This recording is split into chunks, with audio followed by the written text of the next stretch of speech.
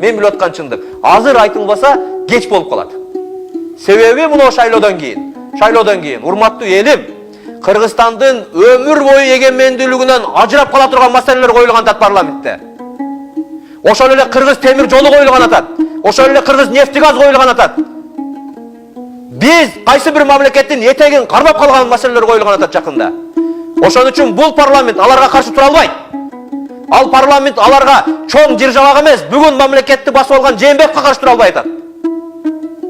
Коррупционерге каршы тура албай атат, атын айта албай атышат. Эгерде чындап силер үчүн күрөшө турган ниети болсо, булар азыр айтмак кимдин эмне кылып атканын. Айта албайт. Ошон үчүн мен силерге айтып атам, баарына каршы добуш берип, шайлоону, саясатты оңдоп кеткенге шарт түзүп бергиле деп. Бир дагы партия, ооба реформа кылыш керек. Бирок реформа бүгүнкү узурпацияланган бийликтин тушунда болушу мүмкүн эмес.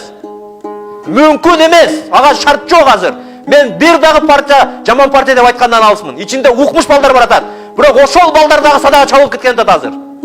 Тилекке каршы. Силер айтып аткан иллюстрация, мына эртең октябрдагы шайлоодо болуш керек. Баарына каршы чыгып туруп иллюстрация жасаш керек буларды. Ошондо гана булар саясатчылар дагы, бийликтегилер дагы көз ачылат. Түшүнөт. Бул эл менен ойносо болбойт экенин билиш керек булар. Силер шайлоону каршы чыйып койсок 600 миллион акча күйүп кетет экен деп кейбегиле.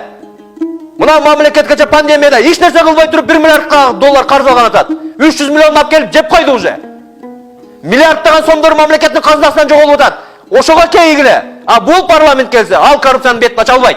Бул парламенттин мүнөзү кандай болот экени, булардын кандай характери бар экени уже белгилүү болуп калды. Оппозициялар псевдооппозиция болуп, жалгандын артынан жабылып алганы көрүнүп калды. Оппозициямын деген партиялар лидер эмнеге түрмөгө отурганын айта албай атат. Лидер эмнеге бутут чалып отурганын айта албай атат. Ошол оппозиция болобу бизге? Бакыт мырза, биздин убакыт аяктап